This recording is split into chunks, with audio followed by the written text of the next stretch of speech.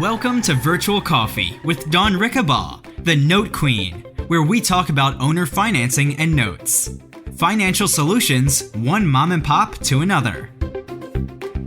This is Dawn Rickabaugh, your host of Virtual Coffee, anything having to do with owner financing and notes. I'm the creator of NoteQueen.com, and I just wanted to bring up the Property and Paper Summit that we're getting ready to start broadcasting. I think next week, didn't we say, Axel? We're going to start sending out. Here's the website, live events, Property and Paper Summit. So once a year, I do a live it's 2.5 days this year. We're adding a half day up at the front for kind of the beginner people, so that we get some concepts and vocabulary down before, Monday and Tuesday, flies pretty fast with number crunching and things. So always super, super happy and excited to do this. I really am blown away by the people that are coming to join us this year too. This is our third year. Mike Rosica is coming from the East Coast.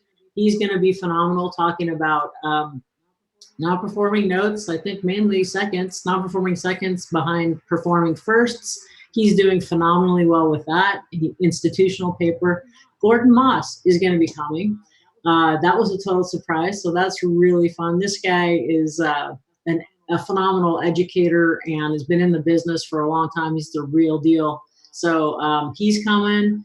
I've got Tom Henderson. He is adorable. He is freaking adorable. I love this guy. He's one of the old, when I was kicking the tires of the note business, he was, in that kind of the last of that breed, kind of a dying breed, just salt of the earth, good guy from Texas that's going to be joining us for a couple of the days. I've got Sherry Hill. She's the one that Rich Dad Poor Dad was talking about in his book. And Abby Shemish, he's like, he knows the broker side of notes inside and out. And then a guy who's just here local, one of my amazing community members or my team building here locally in Carson City, Reno, Tahoe area, David Kurtzman. He's been a real estate broker and an investor in both real estate and notes for years and years. So he is a really rich resource and dear friend and financial friends. We've closed a couple of deals together just in the last month or two, I think. So with much more to come, I am sure. So anyway, feel free to check that out. It's only $379 for 2.5 days, but it's right on the lake, South Lake Tahoe. Gorgeous place. I mean, of course, it won't be swimming weather, but it is gorgeous. So anyway, there's only room for, I think I without even really advertising, except for on these calls, I haven't sent any emails out yet at all. I think I have maybe 30 more seats, maybe 28 to 30 more seats I can sell. So anyway, if you're thinking of coming, grab it sooner than later. So, all right. Well, let's get going with, I want to make sure I got my calculator up here so that we're ready. I just kind of want to, so when people email a question saying, I just finalized my first seller finance transaction, I'm looking for feedback regarding managing risk.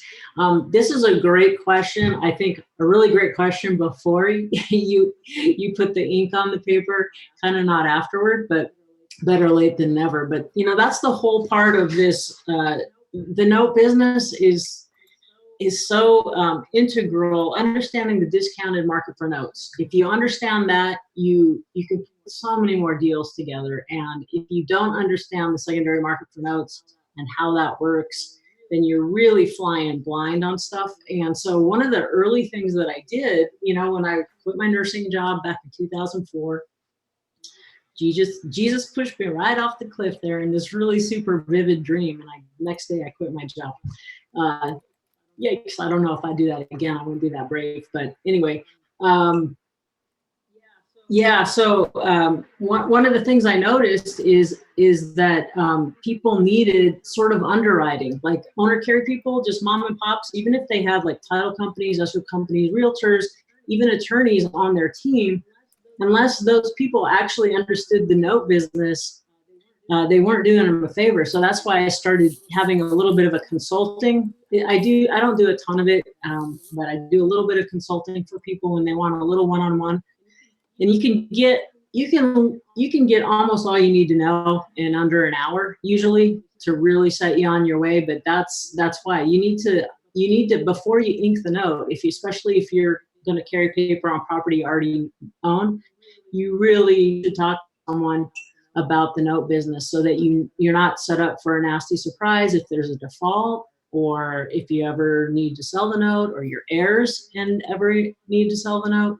There's a lot of things that are missed, I think. So just a point to anyone listening, it's like, don't ask the question after you've already created the note. Let's talk about it before. So anyway, and there's a place on the website to look. And then I'm super excited about, we've also, for people that don't know, there's this login. Let's see if I can even log into my own website. That'd be great if I could. I have to click on citizens. So if you haven't already joined up on this or taken a look down this dashboard, if you create a login, there's a ton of resources there aggregated for you. There's consulting right there, note appraisal course, and the last 2 years of Property and Paper Summit are also there for you for free. Just log in. All right, enough on that. Like, let's just open up the line and see who wants to chat. Who's here and why are you here and what should we talk about? I just got on. I was having some technical difficulties. I'm here. This is Marianne. Oh, this is Marianne. Hey, have you and I talked before? Yes, we have. Let me put my video on. I don't know what I look like. I don't think I combed my hair yet this morning. Yeah, we've met at a couple of club meetings, the Wren and I know Iris and Jen Maldonado. Yeah, you look familiar, and I just remember your situation talking about the note on the leased land thing. So yeah, and we're trying to sell it again, so I want to know how I can do it, because I don't think I did it right when I actually bought the house with private money. I don't think I did it quite right because it was more like a mortgage and it shouldn't have been. Okay, so let's just, for the benefit of everybody who's listening, let's describe the deal. Okay, I bought a cabin in Mount Baldy. So where is this? Is SoCal somewhere? Like where? Yeah, it's in Mount Baldy, which is up in the mountains, Yep. Near Claremont, just up the hill from Claremont. Right. And it's way up the mountain, like just below the ski slope. It's a cabin that was a probate that we bought and got private funds to purchase. What did you buy it for? What was it? I bought it for $95,000. 95,000. What year? When was that? August 2017, I believe. Okay, 2017. And what kind of cabin is it? Like what big? And yeah, how big is it? It's about 900 square feet. We've totally remodeled it, so it looks great. Okay, does it have flush toilets in it? Oh, yes. Matter of fact, we have 1.5 bathrooms. Some of the ones up there do not have flush toilets. No, there was another one. Yeah, there was one that went for sale that had, I think they said unique bathroom, and it was an outhouse. So, but ours does have 2 bathrooms. Yeah, because we have our Chantry Flats, Sierra Madre area. Yeah, okay. It was outhouse. It was maybe 300 square feet, 400 square feet. We fit 4 kids and 3 dogs in that cabin. We had lots of good memories in there. But yeah, so 900 feet, and you actually have flush. Is that on some sort of septic? It's a septic tank. And then we have, regular electricity from Southern California Edison. Can you drive right up to it? Yes. Yeah. The road's a little iffy, but yes, you can. It's actually right off of Mount Baldy Road. It's a little tract of cabins called Manker, kind of kitty corner from the Manker Flats campground, which is very popular. Got you. Okay, all right, so you bought it for 95 and you did a deed of trust, but that's not the right thing because it's chattel. It's only on it's not, since you don't own the land, there's no deed of trust that's even valid for that, right? It should have been a, Right. It really, whatever promissory note, if and when I sell it, and there has been some interest, because I found out basically the only way you can really sell these cabins are either all cash or owner carry. So I want to be able to, I'm trying to get a down payment of at least 25% so I can pay off some of the loan. okay. I probably owe about 160 altogether because I wasn't paying interest right away because we thought, we literally on the first weekend had an offer for $300,000 on that, 305,000 on that property. And that's when we discovered no one could get a loan, Right. essentially. Okay, I'm going to slow you down again. So I'm going to go back because I'm just trying to get the basic data points. So we've got a cabin on leased forest land, which is a different thing, right?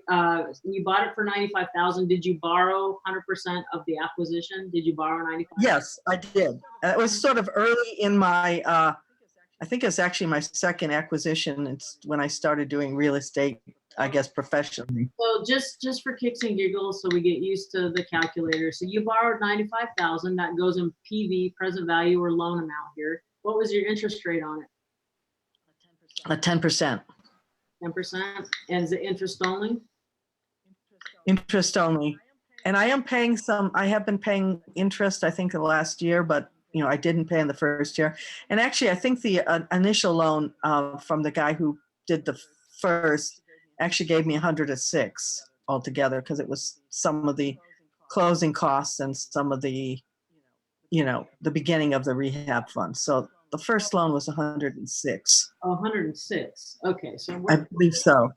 So I'm just going to show people what I do all day long in and out of my business. Okay, so no, not 61. Oh, I'm sorry. It's maybe 160 altogether, but it's 106. Yeah. Yeah. Public math is not my strength. Okay, so when I know it's interest only, just for kicks and giggles, there's easier ways to do this, or many ways to do this, but I just put this as a negative and I put that in future value too. That means that the balloon amount is the same as the principal loan amount. So we know this is interest only. It's to 10%. And what were the terms? How long did he give you to pay it back? Well, I think originally it was supposed to be a year, but I renegotiated basically with them to start at least paying them the interest on the loan, on their money. How long before he's like, hey, I'm gonna repossess? I think it went about a year before, maybe a little bit longer before I started paying them interest. I don't quite remember when I started.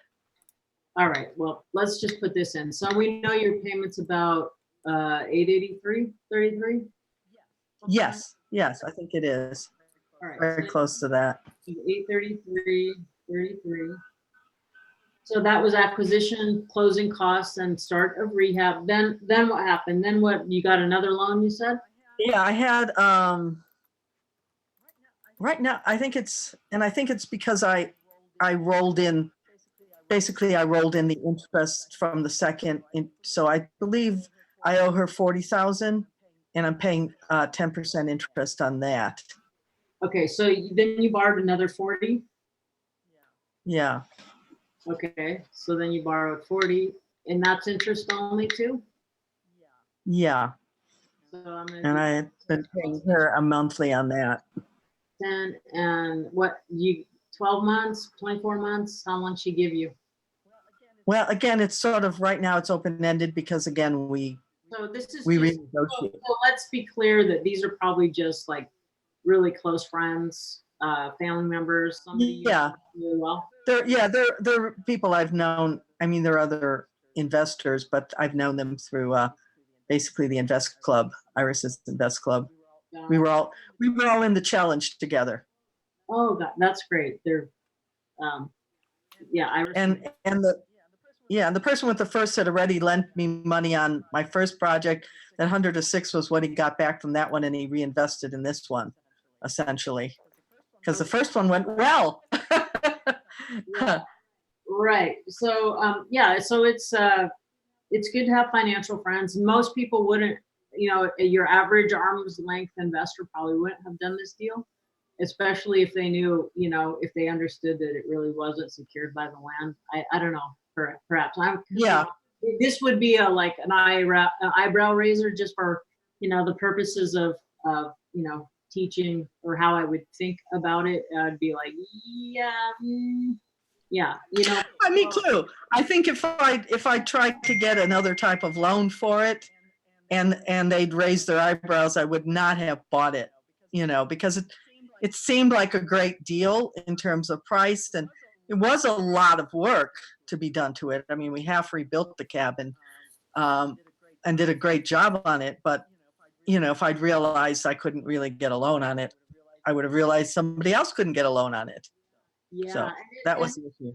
yeah, and so it's great. Instead of being afraid, analysis paralysis, like you just got in there and you made a decision, and you pulled the trigger, and you're learning things. So there's nothing, hey, there's nothing to be sorry about there. It's just like, if you're in the game, it's better than sitting on the sidelines for years and years and years, right? So you got to hand it to yourself. That, hey, I went for it, and then we all learn. You learn best from your mistakes, or the things that don't. You learn away better. Oh yeah. According to plan. This was the biggest mistake in basically 4 years, and I'm still paying for it. Congratulations. Good for you. Congratulations. No shame there, right? So it's all good. So so now you owe, it looks like about 146 principal balance, and you've got 1166 going out every month. That's heavy, isn't it? Yep. It's kind of killing my cash flow on other things. Yeah. Killing my cash flow, I did have I've had a couple little short-term rentals. Technically, we're not supposed to do that, but I've had a few people in there. I had somebody that was supposed to be there for 3 months, and they ended up, not being good. So, What a big headache, and it's way up in the hills, and you probably live in Orange County somewhere or something. Well, technically I live 6 miles away from it, but it's over the mountain. I'm in another mountain community, but to get there, it takes me, a good 45 minutes because I have to go around the mountain. Okay. All right. I can't, I'm a pro. So we've got a picture of what you did. You have chattel, basically personal property. The cabin is personal property. You don't own the land. So the loans that you got are not, their security is not perfected. And there's probably, do you have fire insurance on it? Is there a way to get? Oh yeah. Okay. Yeah, I do. At least they have that. So have you, so anyway, so basically it should have just been, it's just an unsecured note, similar to a mobile home in a park, right. Similar to a car, right. A boat, a plane, a plane. Yeah. Yeah. So, so that's what we've got. So now let's see, what can we do? What can we do here? So basically, it really is going to depend on, okay, have you done market testing? What is the cash value of this place? Well, the area, homes in that area, and in the town, there are some that are on private land. They've gone for $700,000. Okay. So give me apples to apples here. What are these cabins on leased land going for? Or they probably don't turn over. They're going, well, the fixed up ones, one that was comparable, that actually just went maybe in the last 6 months and was on market for 2 years, that I think was probably the closest comp, other than that you have to walk up 100 steps to get to it, was listed at $290 and went for $270. So I think, our value of it is at least $250, probably more like $270 because of the way it looks, and it's easier to get to than that other cabin. You can't get a loan on it. So did that go for $270, $290 cash? Yeah, or owner carry. I don't know exactly how that worked out. That would be really interesting to find out. Right. So basically it's chattel. The liens on it are not perfected. They really don't have the security that they think they do. But that's okay because you have a relationship. So you have basically reputation or character equity, really, right? So the big thing, Yeah. the big kicker here is your partnerships with your underlying financing. What are they willing and able to do? Because if they're willing to go along with you, you have a lot more options than if they're going to be calling their money due. Do you have any idea what their inclinations would be? So far, they're going long. I think the second would probably like to be paid off before the first. He's happy getting 10%. He's happy getting that percentage on his money. So yeah, I kind of went through this with them probably this time last year to sort this out, to, make sure they weren't going to try to foreclose or whatever they could do, legally. It would have been a normal foreclosure. It would have been some sort of legal thing. Repo, they basically just have to sue you probably in court because this is a weird situation. So it's really every deal comes down to the financing and your financial partners. So and it's really good that you have good relationships, and the more flexible they are, the more opportunity you have to create a solution. So let's just, I wanted to try to wrap this up in the next couple minutes, and then we'll move on to something else. But so let's create let's say you can sell it for $250 owner carry. Do you think that is a reasonable, you think you could sell it for $250 Yes. owner carry? Yes, I think so. And how much down do you think you could get? Well, we're asking for at least 25% down. I think that is an excellent idea. So 25%. I'd like to get more. I'd like to get 30, but at least 25 minimum. Okay, so you can get 62.5 down payment, and you know what you could do with that money? And how much money of your own have you soaked into just carrying costs, do you think? Oh, yeah. Well, if you look at all the interest that I've paid. Yeah, just ballpark. Just quick ballpark a number for me. 40,000 maybe, because we probably put some money in there. Woo! Okay, yeah, that's painful. It's probably, it's probably about 24,000 just in carrying costs over the last 2 years. Yeah. And then, add another 10, 15, and, Okay, and are you okay if your money's tied up? Like you got the second who they're happy with 10%, but they'd really like their money back. How about you? Are you hamstrung by not having that 40 grand back in your pocket? Or are you not any more than I've been so far, and actually other things are going good, so I don't mind the idea of carrying it and getting a cash flow out of it. That's fantastic, because then if you here's a solution that I would do. If the first is willing to go along, but the second wants to be paid off, which I would too, because they're really hanging out in the wind in terms of security. So your loan amounts, so with that 62 grand, I would probably just pay off that second, to me, because that's kind of what I was. That's kind of what I was thinking. Yeah, you still have 22 grand that you can put in your pocket. That's pretty good, right? So, but anyway. Yeah, some agent costs, because I do have an agent working with me, but Okay, so anyway, not getting too micro-y on it, but that's reasonable, because you treat your investing partners well, because in our business, right? I mean, in our business, our investing, our financial friend relationships are the gold. So you treat them really well, and even when things go bad, you take care of them, right? Because they're the lifeblood of our business. They're the lifeblood of my business. I need financial friends. At some point, you run out of your own money. When I started, I didn't have any of my own money, right? So, right. So we take care of them first and foremost, because if those pipelines dry up, you can't do your business, right? You can't buy notes, can't buy properties, all the things. So anyhow. So then you would have basically a 187.5 note. And what do you think someone would be willing and able to pay per month for this place? I would think minimally about 1,800. I mean, even rents in California are so, I think 1,800 would actually be cheap, probably, other than the fact that this is kind of far away, it's even not that far. It's about 20 minutes down the mountain to the 210 freeway in Claremont. So, it seems remote, but it's not.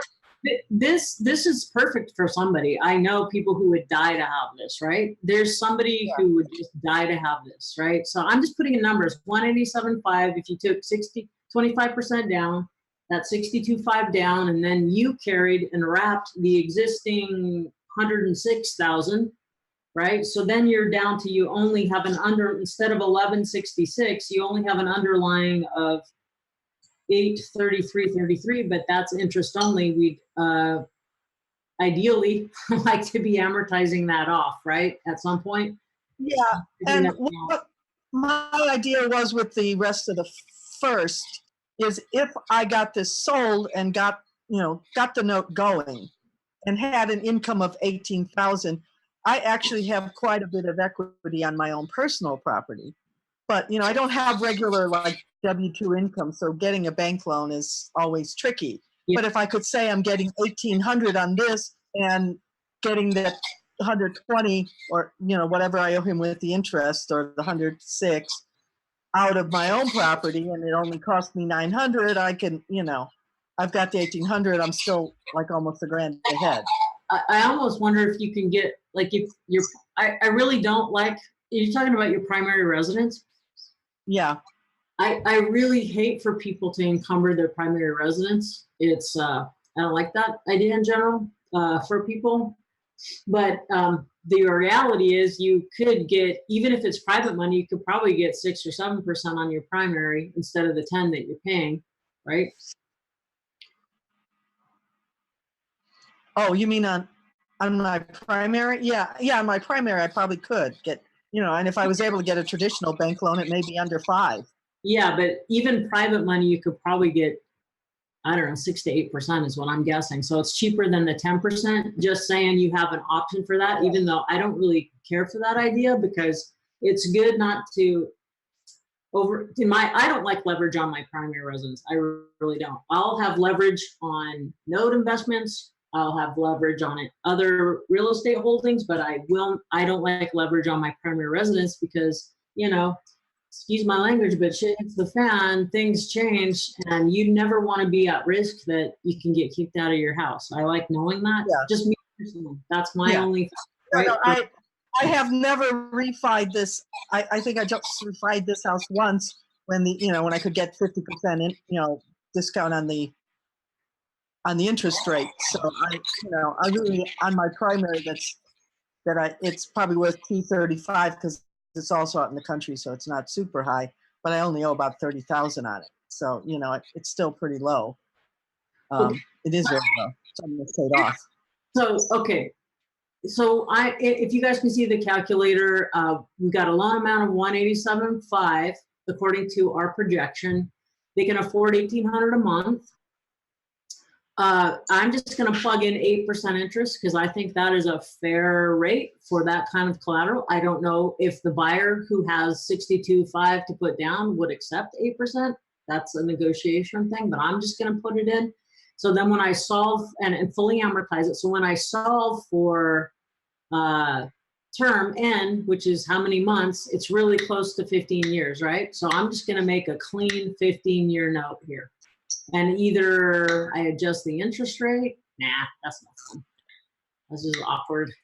I would just say, okay, great. We leave you $9, $8 more, so this is how I would put the note together. And then I would be trying, and hopefully that first is going to willing to go along with you on this. I hope that their 106 is a small fraction of their investment capital.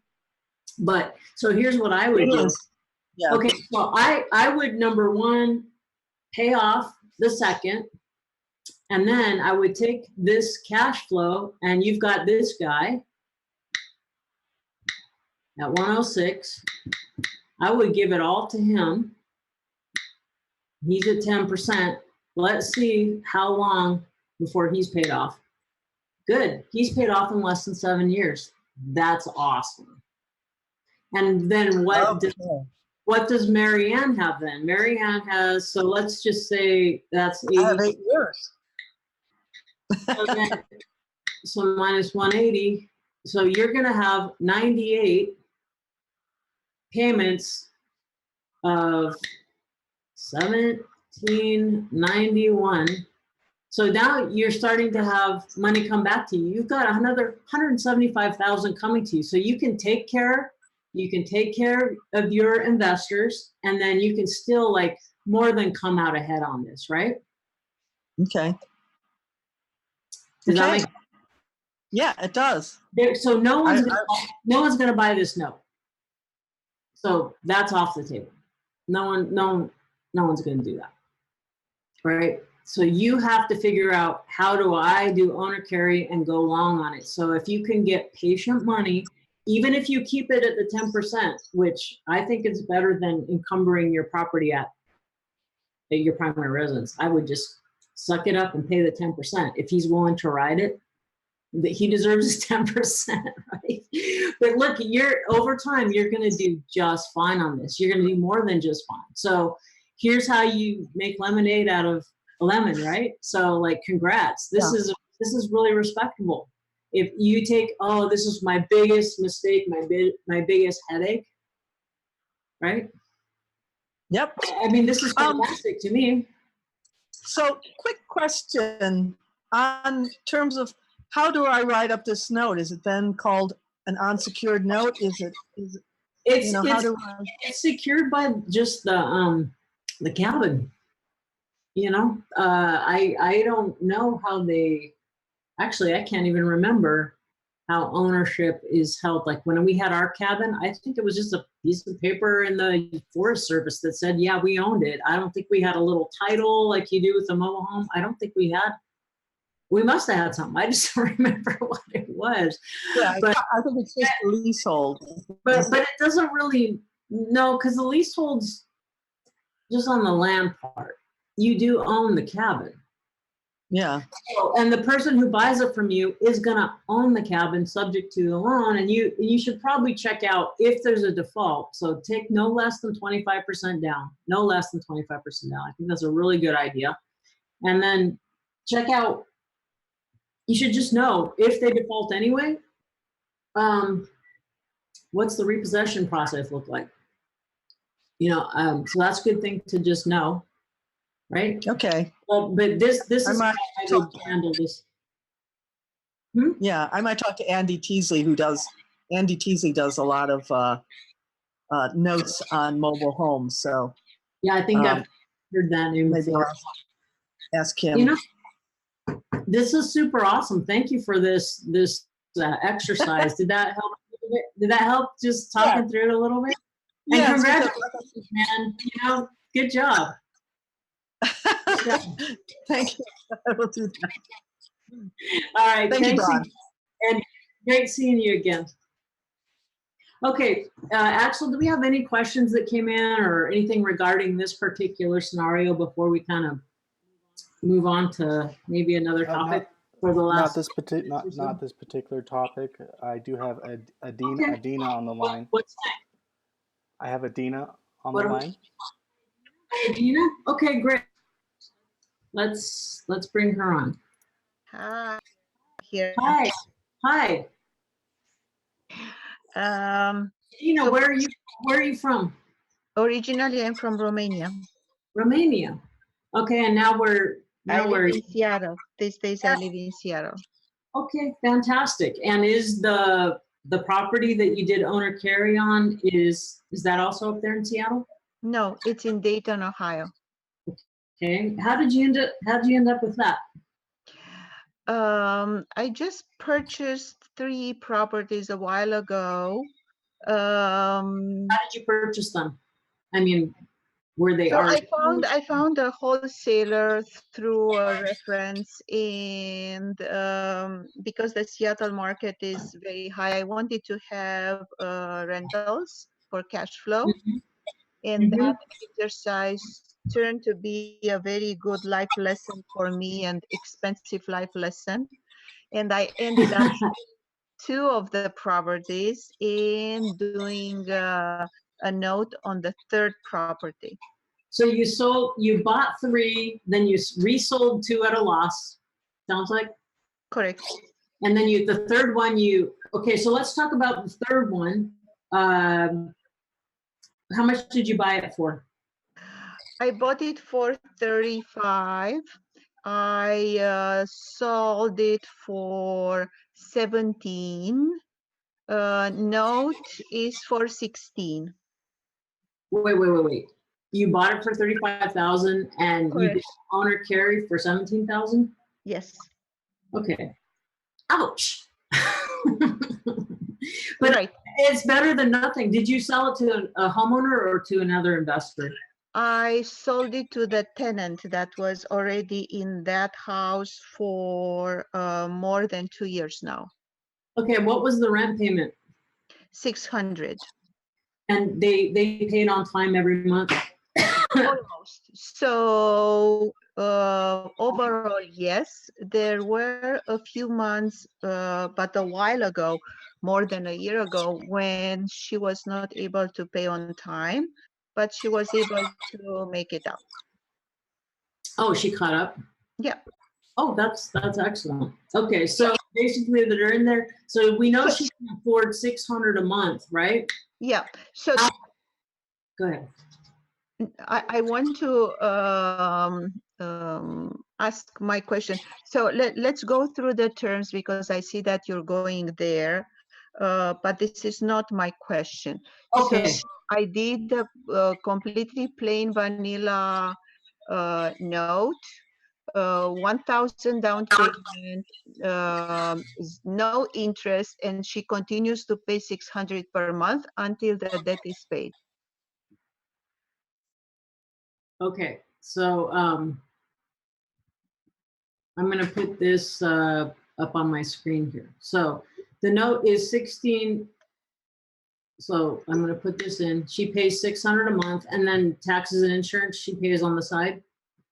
Yeah, she pays everything. So I gave her the title. She pays everything, and on top of everything, she's paying me 600 per month. Okay, so in little over 2 years, she'll be Correct. have paid you off. Correct. So that's fantastic. So do you feel good about that deal? Like you got Yes. something? Yes, Okay. I feel very good. Okay, fantastic. So now your question is feedback regarding managing risk. So what do you mean by that? So although she has a good pay history, you never know. And as you say, when the thing hits the fan, I just want to have some contact information and some advice well ahead, if things go wrong. I hope they will not.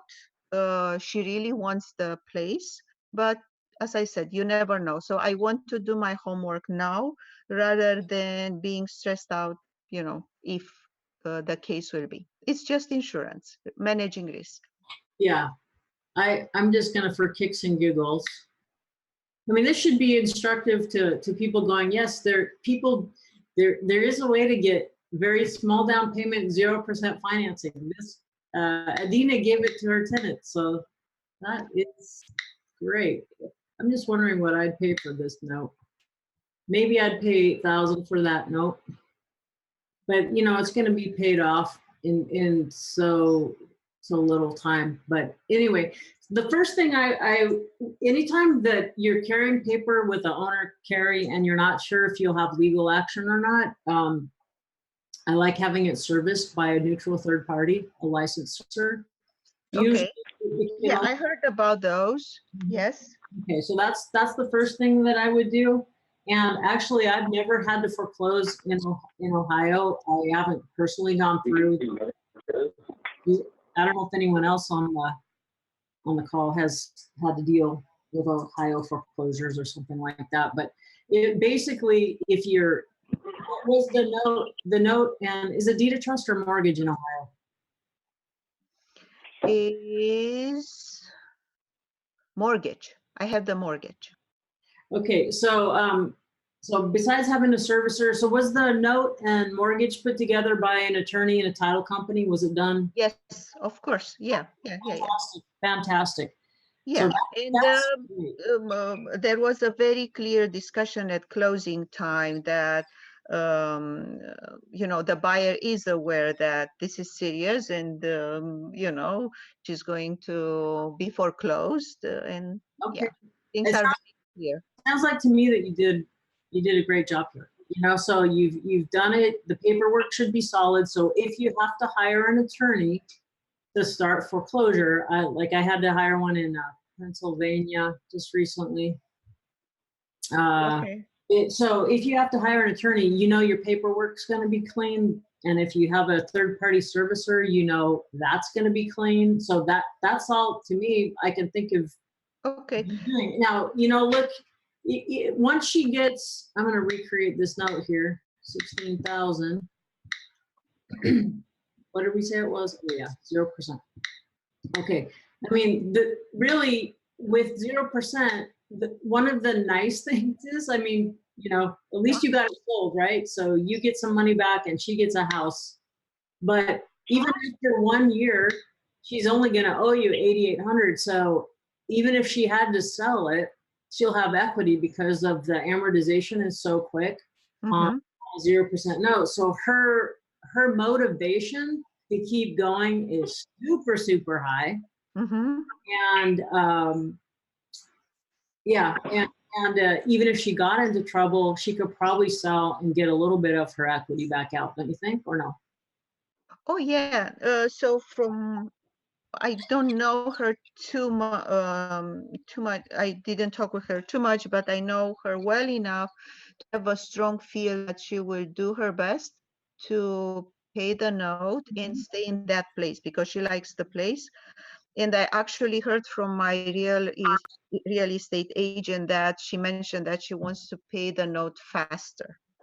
That's really good because with every month, your risk is dramatically lower of her defaulting. Yeah.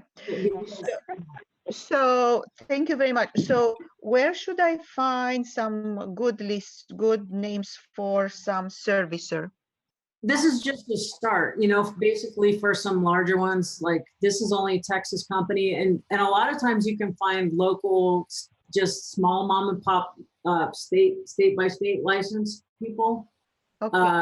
So you just do a little research and ask around. Lots of times, escrow companies should know.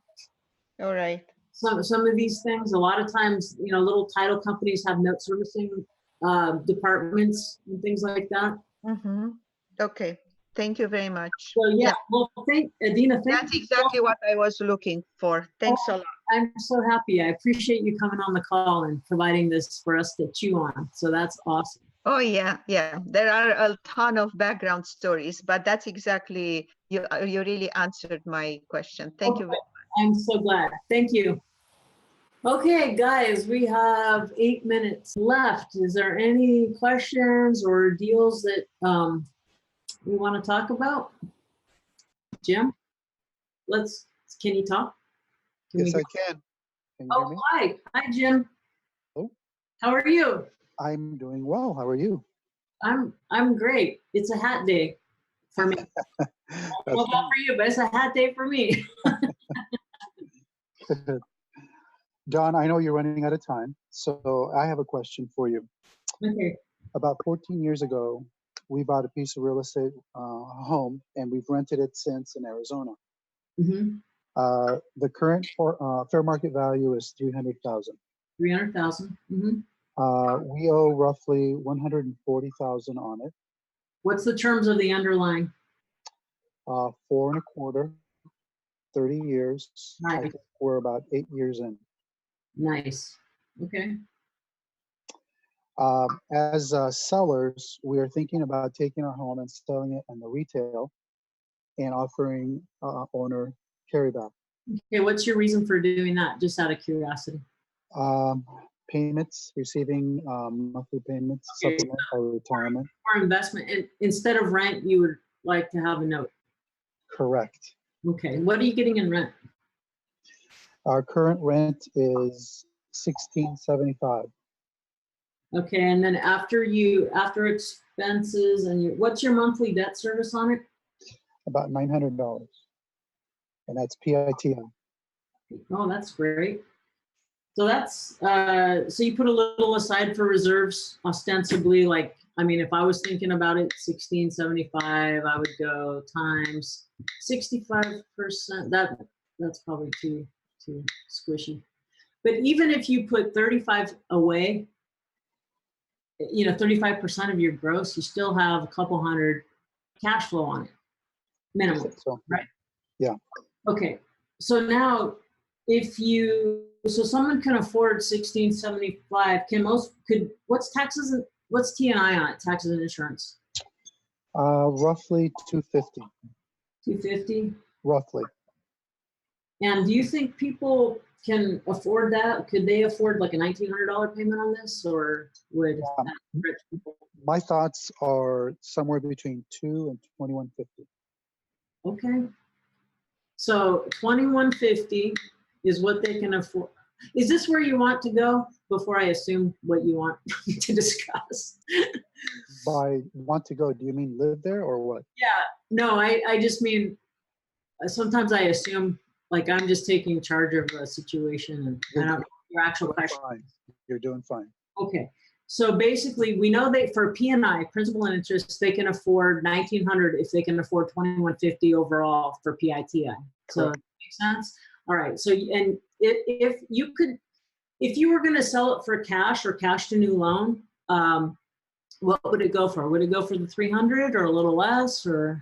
It would probably need to be $295, and then I've got seller cost, including commission of a realtor. Mm-hmm. So that's another at least 5%. So my net now is probably closer to, and I don't have my numbers in front of me, probably about 275. So 275 minus the 140. So you got 100 and something, and then would you have capital gain or no? Okay, so the biggest advantage of selling it to cash to new loan would be I could keep it under the 1031. Mm-hmm.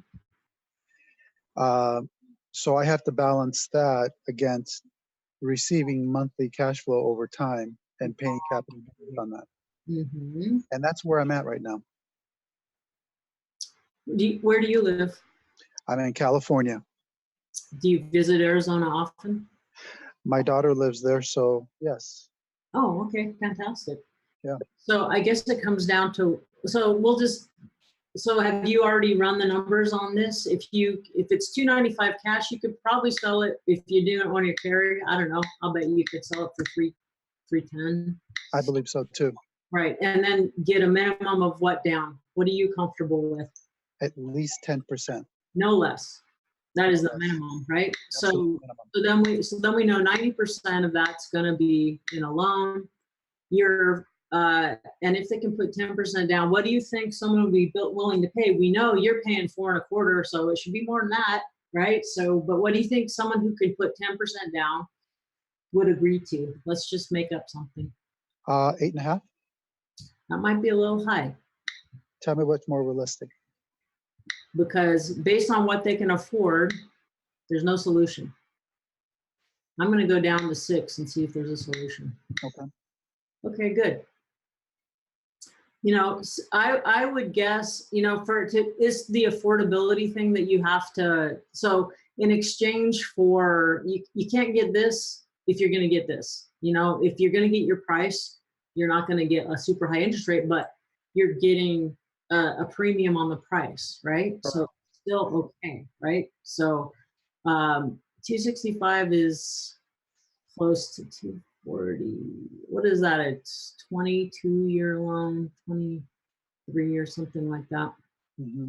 I mean, I guess if you wanted to even make it more, it's 25 years. Leave them a little room, little wiggle room. Yeah. Something like that. If they would agree to that, it's just, what you need and what they'll agree to. But so then now you've been getting $16.75 and paying expenses out of it. Now you're going to get 1,800 coming in, right? And you only owe 900 on the underlying. I mean, so you just increased your cash flow and took a whole bunch of hassle off your plate, and you're getting $900 a month positive out of it, and you're not getting called for maintenance, repairs, and things like that, right? That's what I'm thinking right now. Yeah. So, and then where do we go next, Jim? Well, so then you're going, hey, well, what else could you do if you 1031 that 130 grand or whatever you would net? Right. If you 1031, can you get? Is there another type of property you would want more that would give you at least 900 a month positive cash flow? I'd have to go outside of Arizona. But here's the question at hand. Okay. If I use that 1031 lump sum, Mm-hmm. it might make more sense to invest in notes rather than in a single family residence. Your thoughts about that? I don't think you can 1031 out of a property into notes. Okay. So you're going into a note, or so this installment sale will help you defer capital gains under normal circumstances. Please consult someone who's respectable, like an attorney or a CPA, not the note queen, right? Okay. So, but just typically speaking, right? So you are into a note. You just created one instead of buying someone else's. You're creating your own. So you're in the note business. You're in the note business. Voila! There you go. It's right there in front of you, like right there. So, but let's just look at that. That spread. If you get 900 a month, oops, not 9,000. I'm just going to see what your yield is going to be. Okay, just for kicks and giggles. Okay. Right? If you're going to get 900 a month, how much of your own money is tied up in this deal?